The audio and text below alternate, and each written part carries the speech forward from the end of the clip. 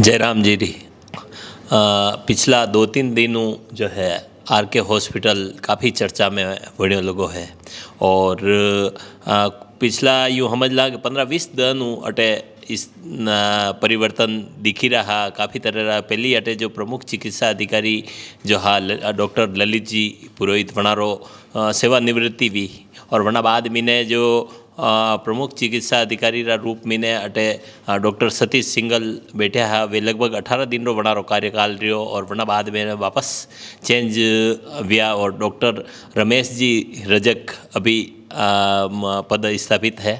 तो आणाऊँ भी आप बात करांगा काफ़ी क्योंकि चर्चा रो माहौल काफ़ी पूरा राजसमंद मीने काफ़ी चर्चा रो माहौल हो आणि 18 दना मीने वना कुछ काम भी किदा तो वरना बाद में भी काफ़ी वनारी चर्चा बन रही ही वरना बाद में एमएलए दीप्ति माहेश्वरी भी अटे दौरो की दो और वनारी प्रशंसा भी की दी ही और आगे बड़े और ज़्यादा काम करवारा लिए भी बनाने कही रहा और वरना बाद में ने अकस्मात आप रो व्यो है तो पूरा घटनाक्रम पे थोड़ो सो आप बात करांगा। सर आपका स्वागत है हमारे खबरा मेवाड़ी में।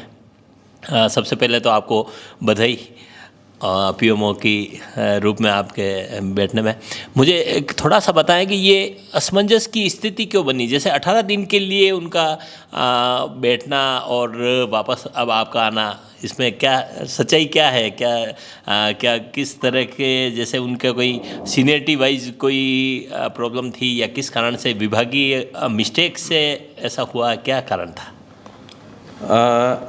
राज्य सरकार के जो क्राइटेरिया हैं उसके अंतर्गत किसी भी जिला अस्पताल का पीएमओ बनने के लिए कुछ मुख्य योग्यताएं निर्धारित करी गई हैं। उन मुख्य योग्यताओं में 20 साल से ज़्यादा का सेवा अनुभव होना चाहिए।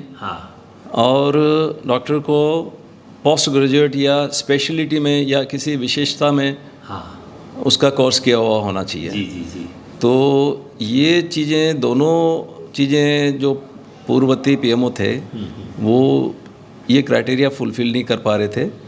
अब उनका किया था तो लगता है कि राज्य सरकार ने वापस इसमें संशोधित करते हुए इन योग्यताओं को देखते हुए उन्होंने मेरे को पीएमओ का यहाँ कार्यभार संभालने के लिए कहा है, क्योंकि मैं सारी योग्यताएं पूरी कर रहा था, शायद यही वजह है। जी। अब सीनियरिटी वाइज भी यहाँ पूरे अस्पताल में आप ही सीनियर हैं? हाँ, वर्तमान में इस समय मैं आर के जिला चिकित्सालय में सबसे वरिष्ठतम सीनियर डॉक्टर हूँ और विगत 25 साल से मैं यहीं हूँ। 25 साल से आप यहीं हैं। एक जैसे ये सुनने में आ रहा है या चर्चाएं हैं कि भाई 22 तारीख को नए पीएमओ के रूप में रमेश जी का ही नाम चल रहा था और अकस्मात से इन्होंने किया जो 1 तारीख को उनको अपॉइंट कर दिया गया। हाँ, ये सही है।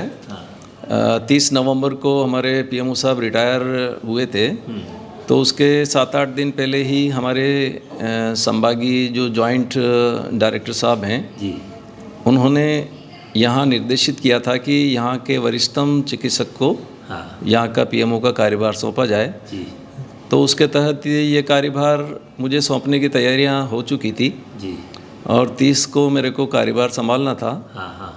लेकिन उसी दिन जो है डॉक्टर सिंगल के आदेश आ गए थे, तो उन आदेशों की पालना में उन्होंने यहाँ पे ज्वाइनिंग दिया था।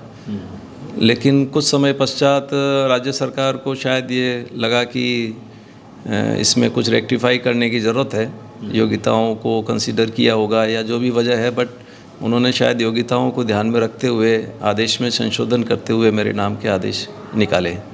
तो मैंने यहाँ पर अभी कल 19 तारीख को ही ज्वाइन किया है। जी। मतलब जैसे अब आपने जैसा कि बताया कि भाई सीनियरिटी वाइज भी आप आगे हैं या योग्यता वाइज भी आपका सीनियर है, तो ऐसी स्थिति में जैसे डॉक्टर सतीश सिंगल का अपॉइंट होना विभाग की मिस्टेक है क्या, या विभाग में कहीं ना कहीं त्रुटि रही है? विभागीय नियमों का अनदेखी तो ऐसा लगता हुआ ही है। और अगर वो यहाँ होते तो भी चलो मान लिया, लेकिन वो तो इस अस्पताल में कार्यरत थे ही नहीं। अपॉइंट भी नहीं है। और उनसे तो यहाँ पे लगभग 5-7 डॉक्टर्स और हैं जो सीनियर है। अच्छा अच्छा अच्छा अच्छा, हाँ। तो इन सब चीज़ों को ध्यान में रखते हुए ऐसा लगता है कि बाद में निदेशालय ने ये उचित समझा कि आदेशों में संशोधन किया जाए, चलो। तो इस वजह से उन्होंने इसको उचित समझा होगा। एक जैसे कि वो जब यहाँ आए हैं 15-20 दिनों में उन्होंने अस्पताल में यूँ बता रहे हैं, जैसा कि उनसे भी मैंने बात करी थी यहाँ रहते हुए, तो उन्होंने ये कहा कि भाई काफ़ी यहाँ पर दलाल घूमते थे डॉक्टरों के बाहर, इस तरह के जो मतलब बाहरी लोग यहाँ पर थे, और इस तरह की व्यवस्थाओं में काफ़ी खामियां दिख रही थी, और उनके आने के बाद में सुधार हुआ है। क्या इस तरह की वास्तव में सच्चाई है? नहीं, इस मामले में यह है कि पहले से ही इस दिशा में काफ़ी कार्य किए गए हैं, इसलिए ये तो कोई नई बात नहीं है। और ये सारी चीज़ें इंस्टीट्यूशन में होती आई है, तो समय समय पे इसको रोकथाम के प्रयास भी किए गए हैं।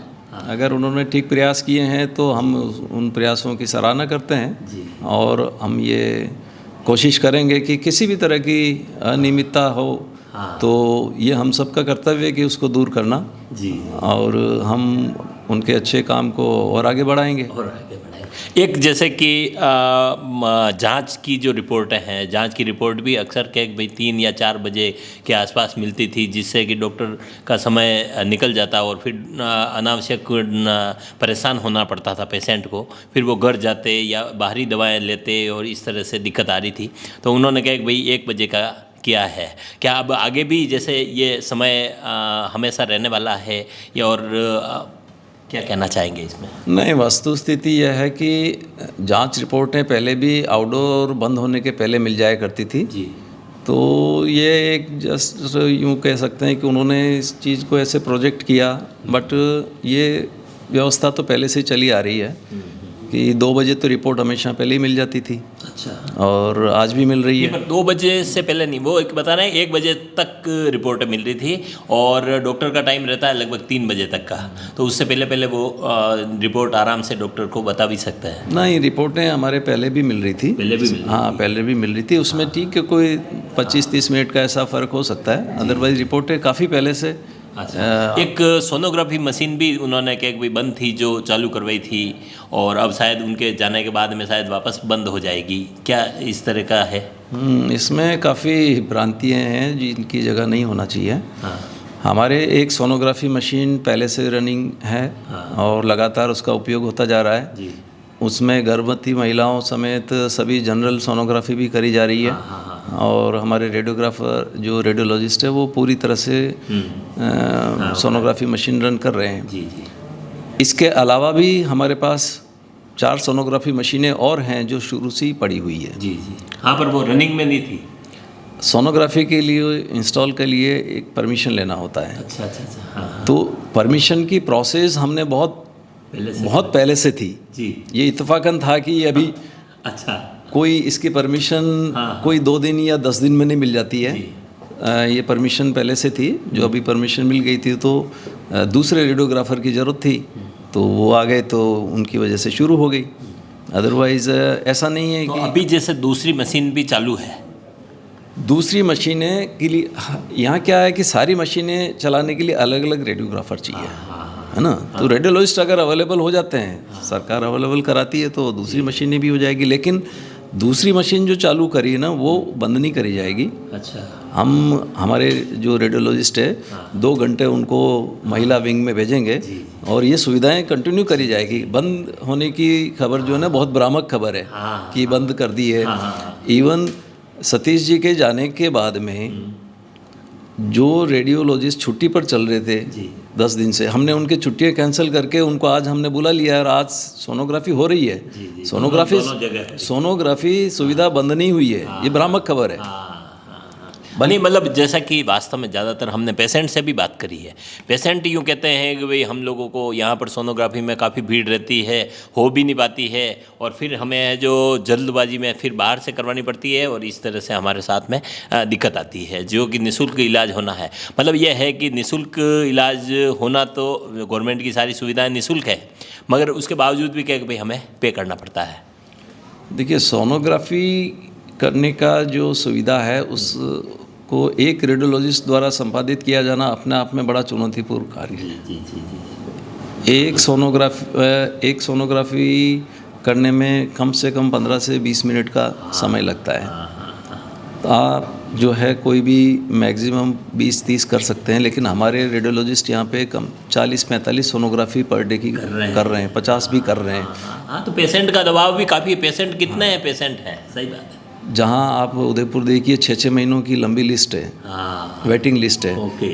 हमारे यहाँ पर वेटिंग लिस्ट नहीं है। हाँ हाँ हाँ हाँ। हाँ, ये है कि कई बार बहुत ज़्यादा संख्या में लोग होते हैं, तो उनमें से भी हम जो इमरजेंसी वाली है ना, उनको हम कभी मना नहीं करते हैं। नहीं, पर इस तरह की व्यवस्था यहाँ पर भी है कि जैसे कि नंबर आ जावे कि भाई यार कल आ जाएगा, परसों आ जाएगा, इस तरह की व्यवस्था यहाँ पर हो सकती है कि है इस तरह से?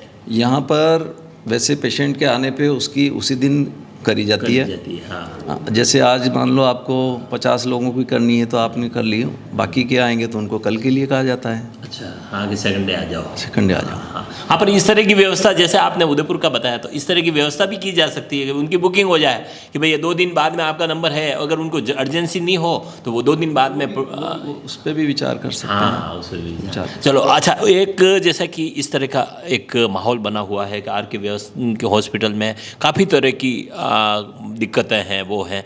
आप अब जैसे कार्यभार ग्रहण किया है तो उसके बाद में क्या क्या करना चाहेंगे, क्या कहना चाहेंगे? जैसे निःशुल्क व्यवस्थाओं तो है, दवाएं भी निःशुल्क मिल रही है, जांचें भी निःशुल्क है, उपचार भी निःशुल्क है, मगर फिर भी कहीं ना कहीं डॉक्टर कहीं ना कहीं अपनी मनमानी करते हैं या लैब वाले के एजेंट यहाँ घूमते हैं। इस तरह से लोगों के साथ में कहीं ना कहीं दिक्कतें आती है। इस पर आप क्या करना चाहेंगे? अब आप देखिए, हमारी प्रायोरिटी में या हमारी प्राथमिकताएं क्या होगी कि जो भी सरकार द्वारा प्रदत्त निःशुल्क सुविधाएं हैं, चाहे निःशुल्क जांच हो, चाहे निःशुल्क दवा हो, हम उसको और कितना सुदृढ़ कर सकें, हमारा फोकस ये रहेगा। और जब जांचें समय पे हो जाएगी, रिपोर्ट समय पे मिल जाएगी, तो समय पे अगर वो आउटडोर के अंदर मरीज वापस डॉक्टर को दिखा लेता है तो उसको किसी के घर जाने की आवश्यकता नहीं रह जाएगी। रही बात दूसरी समस्या क्या आ रही है कि इमरजेंसी आवर्स में लोग जांचें बाहर करने के लिए जाते हैं, तो हमने अभी ये प्रोविज़न किया है कि 3 बजे अस्पताल बंद होने के बाद में भी 3 से 8 बजे के बीच में हम एक लैब टेक्नीशियन यहाँ रखेंगे जो सारी इमरजेंसी जांचें करेगा। और रात को 8 बजे के बाद में सुबह 9 बजे तक के बीच में अति आवश्यक गंभीर मरीज हैं, उनकी अति आवश्यक जांचें जो है उसके लिए हमने ऑन कॉल टेक्नीशियन की व्यवस्था करने का प्रावधान किया है। और यही बात हम एक्सरे के लिए भी है, एक एक्स्ट्रा एक्सरे टेक्नीशियन हमारा 3 से 8 बजे के बीच में यहाँ रहेगा, तो ज़रूरत पड़ने पे वो एक्सरे कर देगा। और अगर रात को ज़रूरत होती है तो अस्पताल की एम्बुलेंस भेज के ऑन कॉल किसी को भी बुलवा सकते हैं यार, करवाने का प्रोविज़न हमने किया है। जी सर। एक जैसे कि अभी हमने 2-3 दिन से वीडियो बना रहे हैं तो काफ़ी लोग ये भी कर रहे हैं कि भाई यहाँ पर हॉस्पिटल में जैसे पीछे की तरफ भी पार्किंग है, लेकिन क्या कि भाई पार्किंग वाला जो पर्सन है वो अनावश्यक मरीजों के जो भी अटेंडेंट आते हैं, जो भी आगंतुक आते हैं मिलने के लिए, तो उन लोगों को काफ़ी परेशान करता है।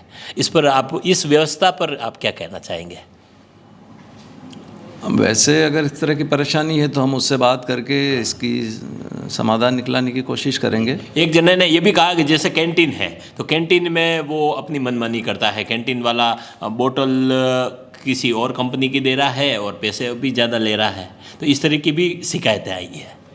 अगर इस तरह की शिकायत आती है तो हम उसका निवारण करेंगे। कोई लिखित में अभी तक किसी ने शिकायत दी नहीं और मौखिक रूप से भी किसी ने इस तरफ अवगत कराया नहीं गया है। आपने कहा है तो हम इस पे एक बार विजिट करके हम देखेंगे, उससे बातचीत करेंगे और कोई समस्या वास्तव में है तो इसका निराकरण करेंगे। एक जैसे कि ये लैब वालों का कोई आदमी जो इस पार्किंग में घूमता रहता है, पार्किंग एरिया में, लोग समझते हैं कि भाई ये पार्किंग को सेटल कर रहा है, जबकि वो है लैब वालों का जो एजेंट की तरह काम करता है और लोगों की जांचें बाहर करवाता है। इस तरह की भी चीज़ें लोगों ने कही है जो मैं कह रहा हूँ। ऐसे लोगों को निगरानी रखने के लिए हमने कुछ जगह चिन्हित की है आज ही।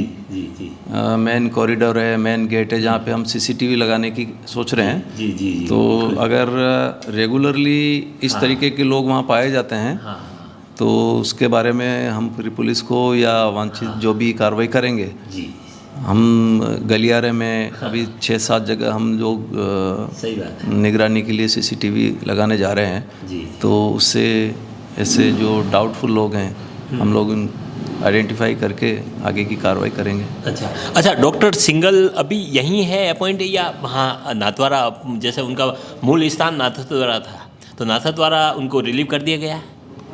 नाथद्वारा से उनको अतिरिक्त कार्यभार के लिए भेजा गया था। वो अस्थायी और अग्रिम आदेशों। जी अच्छा अच्छा हाँ तो कुछ समय के लिए ही लगाया था वैसे हाँ, भी। उनको अस्थायी और अग्रिम आदेशों अच्छा। तक ही लगाया था। हाँ हाँ हाँ तो फिर उनके अनुरोध पर ही उनको कल यहाँ से रिलीव किया गया है। रिलीव कर दिया गया है। चलो तो बहुत बढ़िया बात है जैसा कि जसो कि आप बात की थी हाँ अणा एश्योर कीधो है कि भाई वास्तव में जो है अणी आर के जिला चिकित्सालय री जो स्थितियाँ में काफ़ी सुधार दिनों दिन वे भी रियो हो और अणारा बायर बाद में वियो है तो वे सारी जो चीज़ां जो भी है अणी आर के हॉस्पिटल में जो सुविधाओं जो सुधरी है वे नियमित सुधरती रहेगा और आगे और बेहतर वेती रहेगा। अणी तरह री अपना अणी राजसमंद जुड़ी लगी हर खबर आप तक पहुँचाता रहेगा। आप देखता रहो खबरा मेवाड़ी। बहुत बहुत धन्यवाद।